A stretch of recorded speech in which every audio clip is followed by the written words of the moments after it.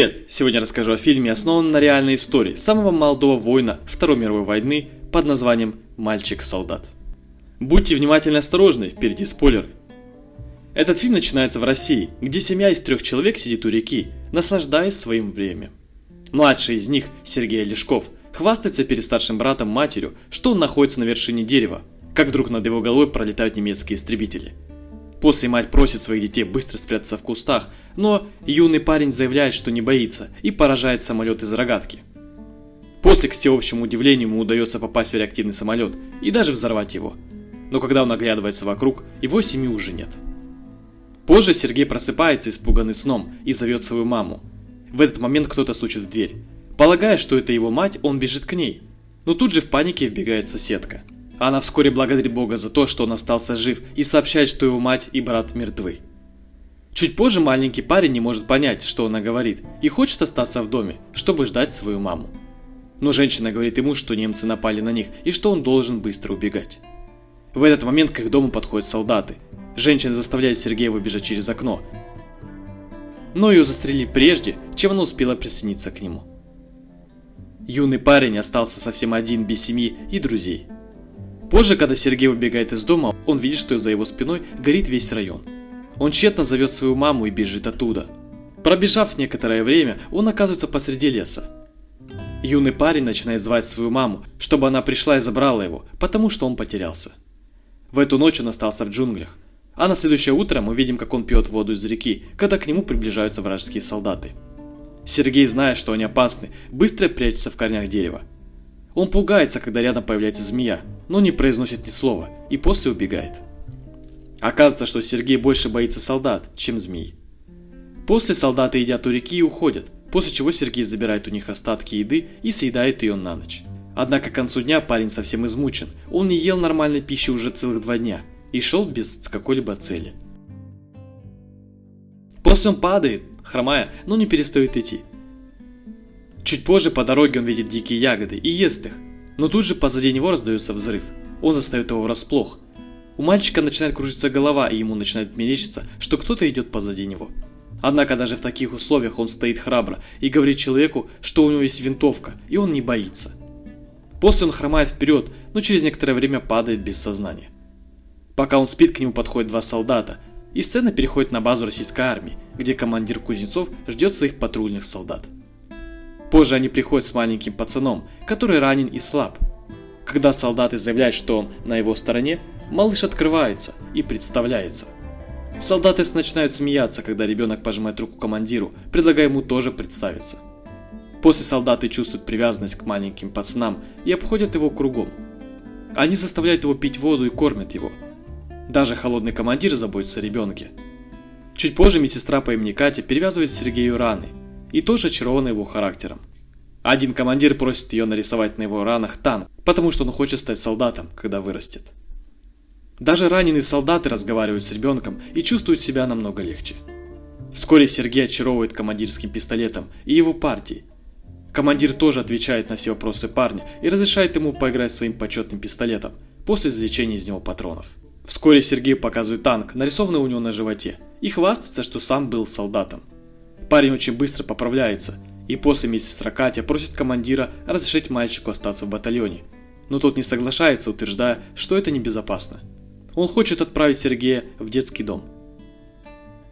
После Сергея провожают солдаты все свободное время. В течение дня его навещают многие люди. Они приносят ему еду, которую издалека присылают их семьи, и даже дают ему поиграть в бинокль. Однажды солдат идет к командиру, чтобы попросить его разрешить мальчику остаться в батальоне. Вскоре солдаты устанавливают тесную связь с парнем и считают его уже своим. Его присутствие снимает с них тяжесть войны, с их груди. Однако командир непреклонно настаивает на том, чтобы отправить парня в детский дом ради его собственной безопасности. На следующий день враги нападают, и многие солдаты ранены. За Сергеем приезжает машина, чтобы отвезти его в детский дом. Командир также сообщает парню новость и дарит ему в подарок деревянный почетный пистолет. Парень в свою очередь обнимает его, утверждая, что боится за безопасность командира. Командир тает в его объятиях и меняет свое решение. Он просит Сергея остаться солдатами, как его сын. В этот же вечер солдаты ищут солдатскую одежду для маленького парня. Они очень рады, что Сергей остался с ними. Командир будит Сергея и дает ему одежду. Он надевает ее и бегает уже как настоящий солдат. Остальные начинают называть его своим солдатиком. Пока парень бегает, немцы начинают воздушную атаку над батальоном. Солдаты быстро уводят Сергея в безопасное место и вступают в бой с остальными. На их базе число раненых солдат быстро растет.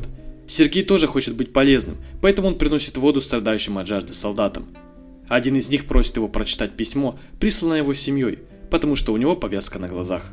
Парень хочет помочь, но не знает, как читать. Он берет письмо и начинает выдумывать то, что написано в нем, утверждая, что корова солдата находится в безопасности дома. Но когда солдат говорит, что у него нет коровы, остальные говорят ему, чтобы он согласился с этой историей, и смеются. После он читает письма всех остальных в том же духе и подбадривает их. В следующей сцене мы видим, как Катя и командир разговаривают.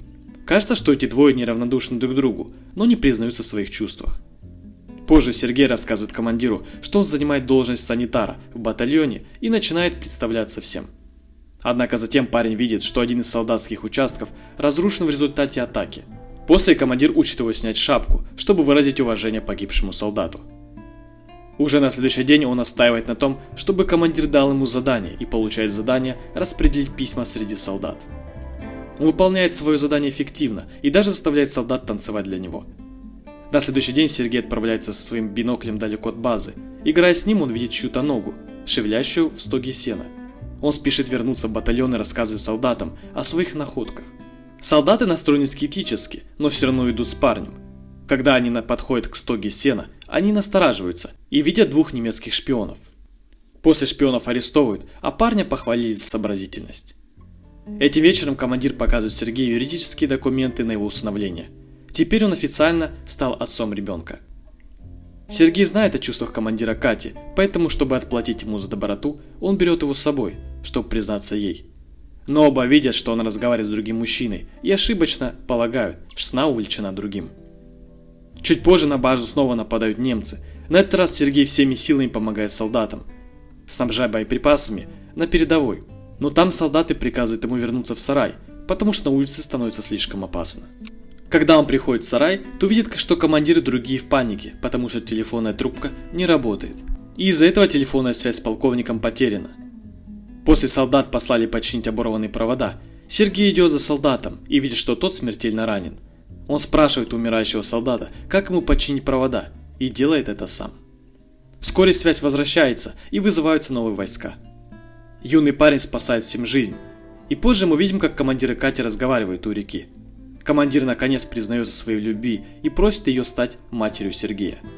Катя в восторге от этого, но прежде чем она успевает что-то сказать, к ним подходит солдат и отдает командиру письмо, в котором говорится, что их только что отправили с базы.